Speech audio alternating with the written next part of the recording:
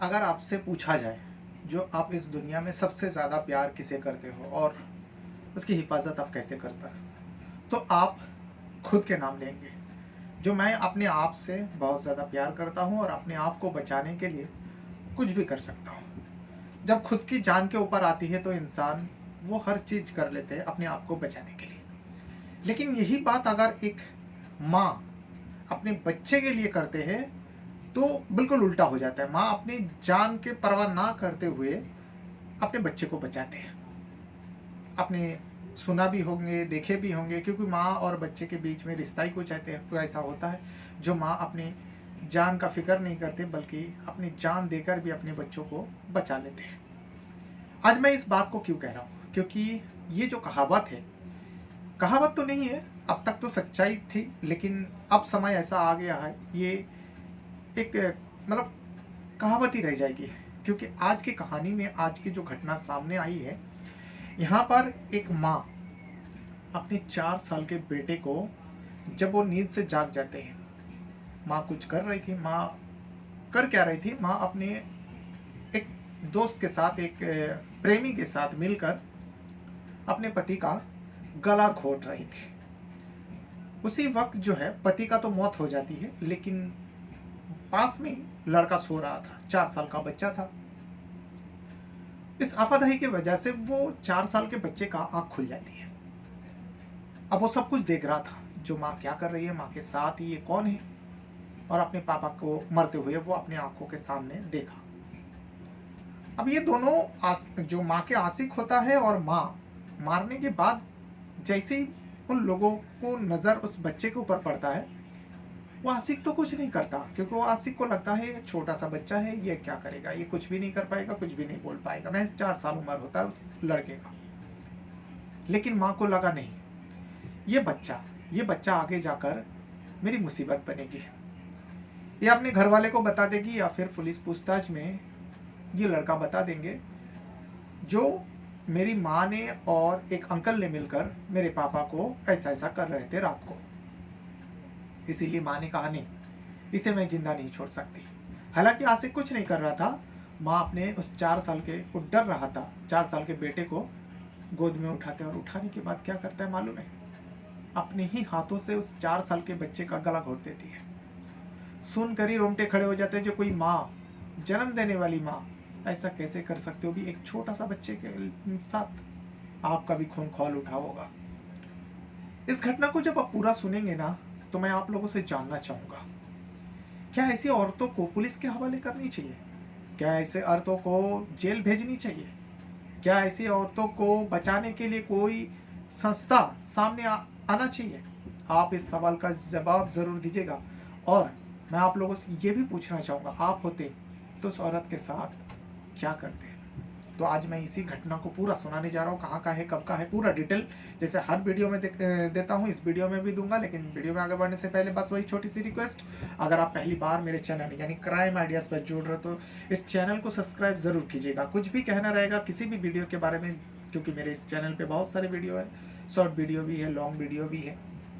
तो आप जिस भी कहानी को सुनते हो, ये रियल सच्ची घटना रहती है, कोई मनगढ़ंत कहानी नहीं रहती। तो उस घटना के ऊपर आपका जो भी राय रहता है कमेंट में ज़रूर दीजिएगा। और मेरा इंस्टा से ज़रूर जुड़िएगा, स्टोरी बाय रहमान बैकअप करके आप सर्च करोगे तो आसानी से आपको मेरा इंस्टा आईडी दिख जाएगा। आप वहाँ पर जाकर मुझे फॉलो करके मुझसे बातें कर सकते हो मैसेज के जरिए। तो आज जो घटना है ये बेंगलुरु का है, चिक्का बनबारा इलाका है। उस चिक्का बनबारा इलाका में एक अभिनंदन करके शख्स अपने परिवार के साथ रहता था। अभिनंदन के पास कोई चीज की कमी नहीं, अभिनंदन के पास करोड़ों रुपए का संपत्ति थी। अब अभिनंदन जो है अपनी बीवी, जिनका नाम होता है हरनी, और अपने बेटा, एक 4 साल का छोटा सा बेटा है, परिवार के साथ रहा करता था। अब ये जो हरनी और 4 साल का बेटा घर पे रहता था, और जो अभिनंदन है काम के सिलसिले में वो बाहर रहता था। 2021 में इन दोनों की शादी होती है। शादी बड़ी धूमधाम से होती है, परिवार के लोग बाकी जगहों में रहते थे, लेकिन इस घर में जो है हरनी, अभिनंदन और अभिनंदन का एक छोटा सा बेटा रहता था। धीरे धीरे दिन बीता, समय बीता, 2024 आ जाते हैं। लेकिन 21 के शादी के बाद ही साल 2 साल गुजर जाने के बाद ही जो है पति-पत्नी में छोटी-मोटी चीज़ों को लेकर झगड़ा होने लगे। अब जब झगड़ा होने लगा, ये झगड़ा जो है दिन-ब-दिन बढ़ता गया और इतना ज़्यादा बढ़ गया कि अब पति-पत्नी को लगा जो एक साथ नहीं रह सकते।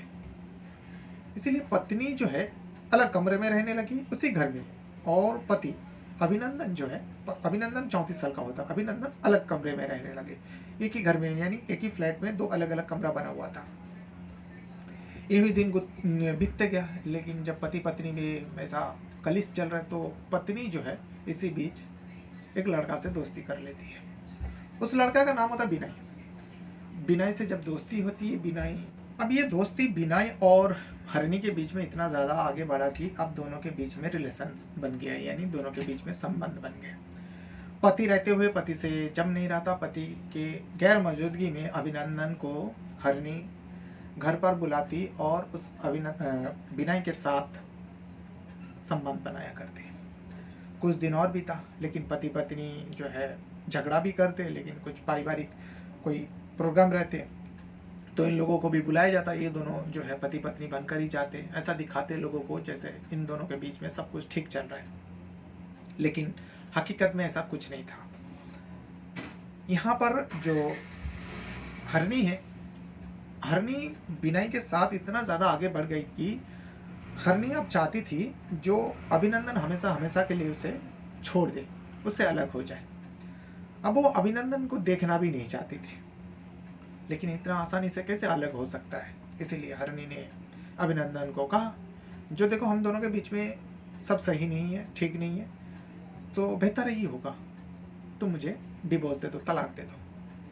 लेकिन अभिनंदन को ये आस थी, अभिनंदन को ये उम्मीद थी, भले ही पति पत्नी में झगड़ा है, विवाद है, लेकिन हमारा एक 4 साल का बेटा भी है, आगे जाकर मेरे बेटे को कोई तकलीफ नहीं होनी चाहिए, कोई ताना ना कसे जो तुम्हारा माँ बाप अलग हो चुके हैं, ऐसा ऐसा कुछ बातें उसके कान में आए। बच्चे के लिए अभिनंदन जो है अपनी पत्नी हरिणी को मनाने की कोशिश कर रहे थे, लेकिन हरिणी तो कुछ और ही दिशा में जा चुकी थी विनय के साथ।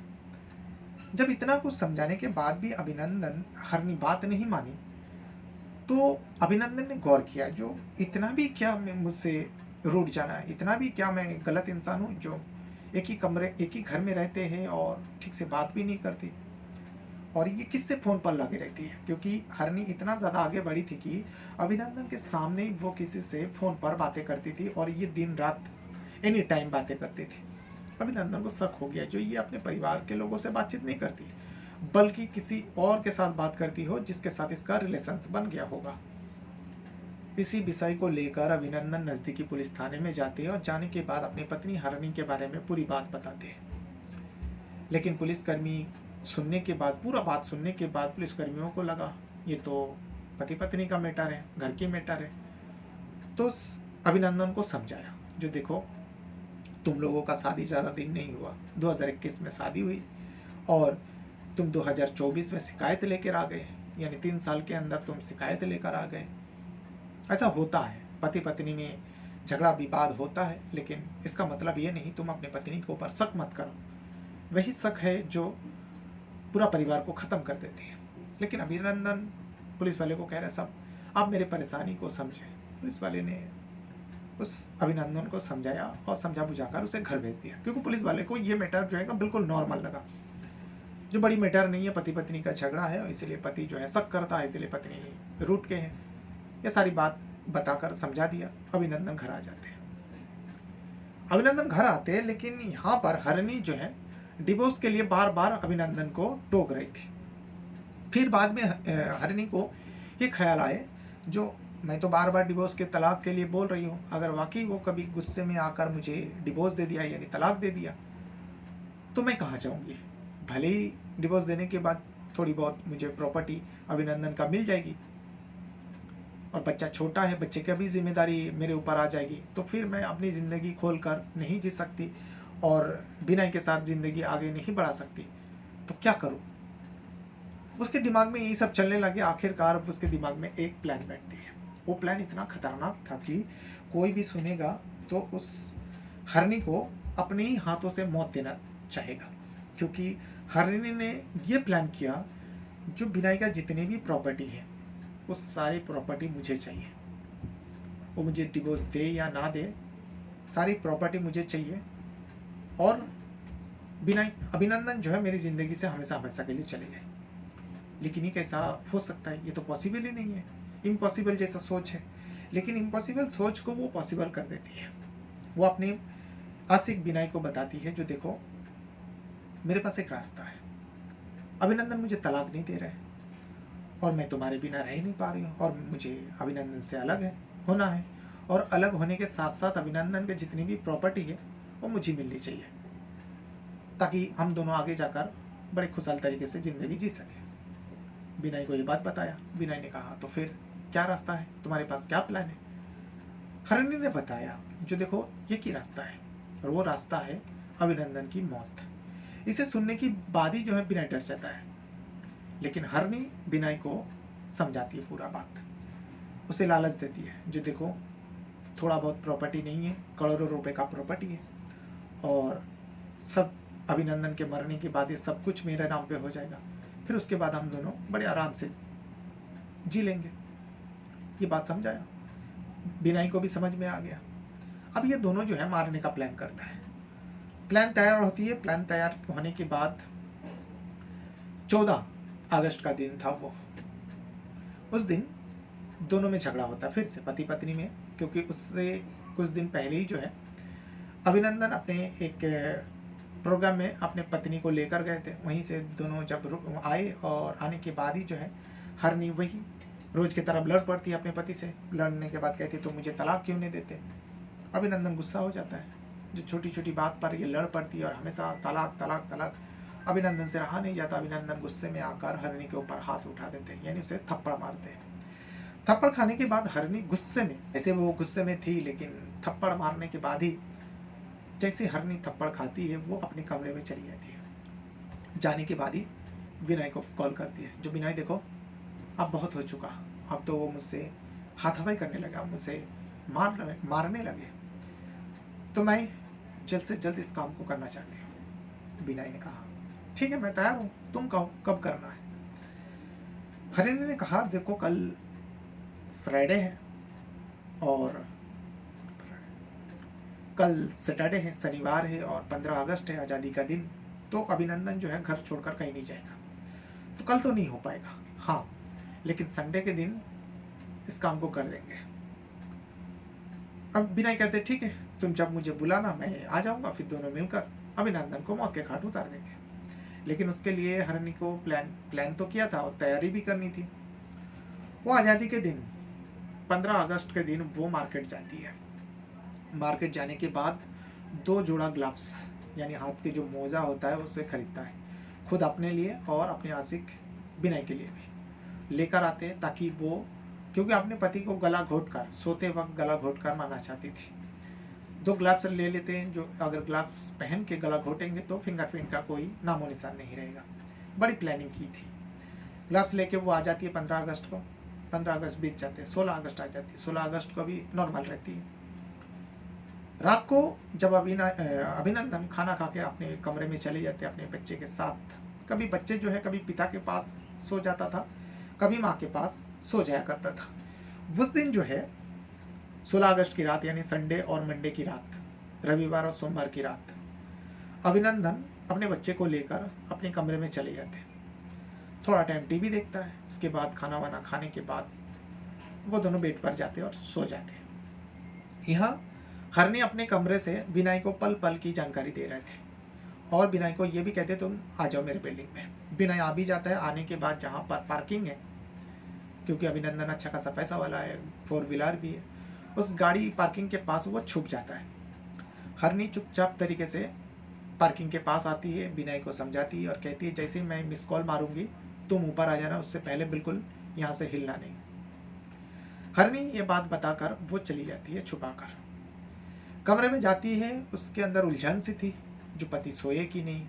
अब वो जानबूझकर अपने पति के कमरे में जाने लगी और कुछ चीज़ें गिराने लगी, क्योंकि पति से बातचीत नहीं थी। अगर उठाएंगे जगाएंगे तो पति को शक हो जाएगा, जो क्या बात हो गया, आज उठा क्यों रहे, जगा क्यों रहे, बात क्यों कर रहे। इसीलिए वो पति के कमरे में जाते हैं, जो देखते हैं बाप बेटा सो गया, अब नींद में है कि जागे हुए हैं वो पता नहीं। इसलिए हरनी ने अभिनंदन के कमरे में जो भी चीज़ें रखे थे एक बार गिराती है, आवाज़ होती है, लेकिन अभिनंदन कोई रिस्पॉन्स नहीं करते। फिर वो कमरे से बाहर आ जाती है, फिर 10 मिनट बाद फिर कमरे में जाती है, फिर कोई चीज़ गिराती है, तभी भी अभिनंदन और बच्चा कोई रिस्पॉन्स नहीं कर रहे। अब हरनी को लग गया जो ये दोनों गहरी नींद में सो चुके हैं। उसके बाद ही वो बिनाई को अपने कमरे में आती है, अपने मोबाइल से बिनाई को मिस कॉल मारती है। जैसे मिस कॉल मारती है, बिनाई समझ जाता है, बिनाई सीधा तीसरे फ्लोर की बात है, ये 3rd फ्लोर में पहुंच जाते हैं। और पहुंचने के बाद हरनी से इशारों में बात करती, क्योंकि अब वो लोग बातचीत नहीं करना चाहते थे, जो आवाज़ से अभिनंदन को भनक न लग जाए।